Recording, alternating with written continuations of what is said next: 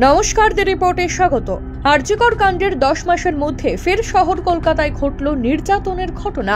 দক্ষিণ কলকাতার কসবা ল কলেজে ক্যাম্পাসের মধ্যেই ছাত্রীকে ধর্ষণের অভিযোগ উঠল একজন প্রাক্তন ছাত্র ও দুজন বর্তমান পড়ুয়ার বিরুদ্ধে।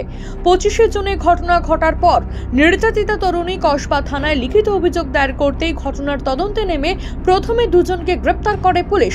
তাদের জিজ্ঞাসাবাদ করে আরও একজনকে গ্রেপ্তার করে পুলিশ। সূত্রের খবর, মূল অভিযুক্ত হিসেবে কলেজের প্রাক্তনী মনোজিৎ মিশ্রর নাম প্রকাশ্যে আসছে।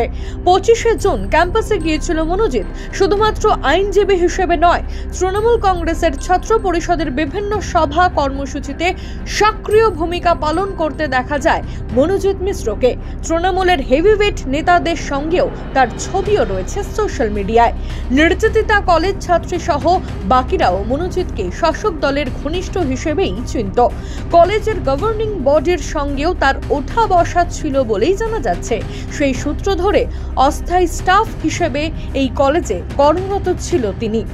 ঘটনার প্রসঙ্গে শুনব বিজেপির রাজ্য সভাপতি সুকান্ত মজুমদারের প্রতিক্রিয়া।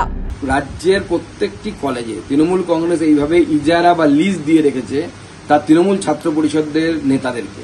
কিছু নেতা আছে যারা ছাত্রও নয়, তারা বাইরে থেকে এই তৃণমূল ছাত্র পরিষদ সামলায় এবং তারা এইভাবে বারবার প্রত্যেকটি কলেজে এই ধরনের ঘটনা ঘটাচ্ছে। এবং আমি বলছি, এরকম দু একটি আপনাদের রিপোর্টে আসছে।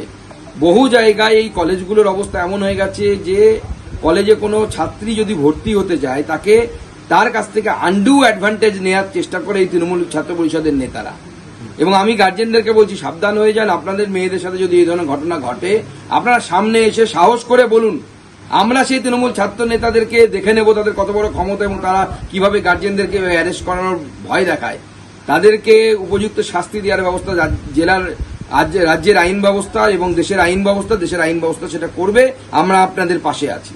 সূত্রের খবর, ইতিমধ্যে নমুনা সংগ্রহের জন্য ঘটনাস্থলে যাচ্ছে ফরেনসিক টিম। খতিয়ে দেখা হচ্ছে কলেজের সিসিটিভি ফুটেজ। ঘিরে ফেলা হয়েছে ঘটনাস্থল। কলেজের 2টি রুম সিল করা হয়েছে। অভিযুক্ত 3 জনের মোবাইল ফোনও বাজেয়াপ্ত করা হয়েছে। অভিযুক্ত 3 জনকে আজ আদালতে তোলা হলে 4 দিনের পুলিশি হেফাজতের নির্দেশ দিয়েছেন বিচারক। কলেজ কর্তৃপক্ষের তরফ থেকে স্পষ্ট জানানো হয়েছে, বিকেলের পর নিরাপত্তা রক্ষী ছাড়া আর কারোর থাকার কথা নয় কলেজে। তাহলে ওই দিন ভর সন্ধেবেলা নির্যাতিতা ছাত্রী সহ প্রাক্তন ছাত্র ও দুজন পড়ুয়া কেন গিয়েছিলেন কলেজে? সেই সময় নিরাপত্তা রক্ষীরা কোথায় ছিল? একাধিক রহস্য প্রশ্নের মাঝে শহর কলকাতা যে নিরাপদ নয় তা ফের একবার প্রমাণিত হলো। শ্যামল পাল, দ্য রিপোর্ট, কলকাতা। সমস্ত খবরের আপডেট জানতে লাইক করে সাবস্ক্রাইব করুন দ্য রিপোর্ট চ্যানেলটি। সেই সঙ্গে বেল বাটন প্রেস করতে ভুলবেন না। আপনাদের একটা সাবস্ক্রিপশন আমাদের জন্য অত্যন্ত মূল্যবান। একই সঙ্গে ফলো করুন আমাদের হোয়াটসঅ্যাপ চ্যানেলটিও। জয় হিন্দ।